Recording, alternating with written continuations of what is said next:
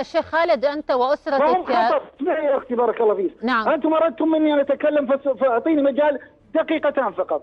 هذه منظمة إرهابية خطيرة متغلغلة في بلاد الحرمين، قاومتها منذ 10 سنوات لوحدي، ولكن ليس معي أحد إلا الله سبحانه وتعالى، ونحن في خطر إن لم نطبق هذا القرار، فسوف نكون في خطر عظيم، لأن الهدف أعظم مما يتخيله البعض.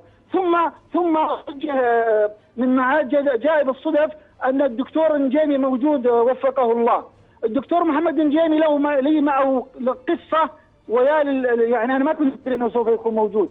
الدكتور النجيمي مرة حفظه الله داخل مداخلة، وكعادته هو ينبري للدفاع عن الإخوان وعما شابههم، انبرى للدكتور عوض القرني حينما سأله عبد العزيز القاسم قبل 4 سنوات في لقاء في قناة دليل: هل يوجد تنظيم إخواني سري؟ قال لا، إنما الذي يوجد تيار فقط. فإذا بالشيخ الدكتور النجيمي يداخل ويقول: نعم، كلام الدكتور عوض صحيح، لا يوجد تنظيم، إنما هو تيار فكري. والتقيت بعد شهرين تقريبا من اللقاء معه، ولعله يذكر، في جيبه كان له محاضرة، فقلت له: يا شيخ، لماذا تقول أن ليس هناك تنظيم وإنما هو تيار فكري فقط؟ قال لي: نعم، تيار فكري. قلت: ما رأيك أنني أنا أحد قياداتي كان عوض القرني؟ قال: من أنت؟ قال: من أنت؟ هو يسألني النجيمي. نعم. يسألني. نعم. قال: من أنت؟ قلت: أنا أحد أعضاء التنظيم الذي تركت التنظيم، وهو تنظيم وليس تيار فكري. قال: أعطني اسمك حتى أنقله إلى الجهات الرسمية.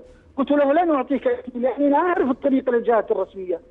فنظر لي ساخرا وقال: إذا أنا لا أتحاور مع أشباح. هكذا قال لي. أنا أقول للدكتور، سيعرفني الغراني، أقول للدكتور النجيمي: نحن لجان شعبية تكونت، ليس لنا دخل في منطقة الخليج، وهذه اللجان الشعبية لمقاومة التنظيمات السرية مقرها خارج الجزيرة العربية.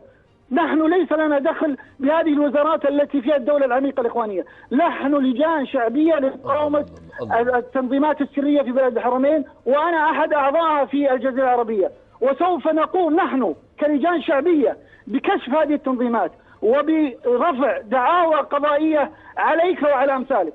إذا كنت لا تدري أن هنالك تنظيم في السعودية وأنت أستاذ دكتور، ألا تتقي الله سبحانه وتعالى؟ هل أنت بهذه البساطة والسطحية حتى تغرر بالناس وتقول لهم لا يوجد تنظيم؟ أنا شخصيا خالد سامر السويري سوف أقيم عليك قضية، وأدعو خادم الحرمين أن يحاسبك أنت أولا، إما أن تعترف هنالك تنظيم وتطلب من هؤلاء فك التنظيم وتعتذر للشعب السعودي الذي غدرتم به، أو تدخل دورة مبسطة في التنظيمات السرية في المملكة العربية السعودية، حينها يجب أن تعتذر للشعب السعودي من تقريرك من هذه التنظيمات الإرهابية. نحن الآن بدأنا مشوار جديد في 2014. الشباب السعودي سوف هو الذي يقوم بتطهير هذه البلاد من هذه التنظيمات الإرهابية التي تريد تغيير منهج الإمام محمد بن عبد الوهاب، والتي تتبع الإرهاب والتنظيم الدولي في العالم لكي تغير منهجنا وتوحيدنا وتسلب ثرواتنا. إنهم والله أوغاد لا يريدون الدين، وإنما يريدون السياسة والكرسي.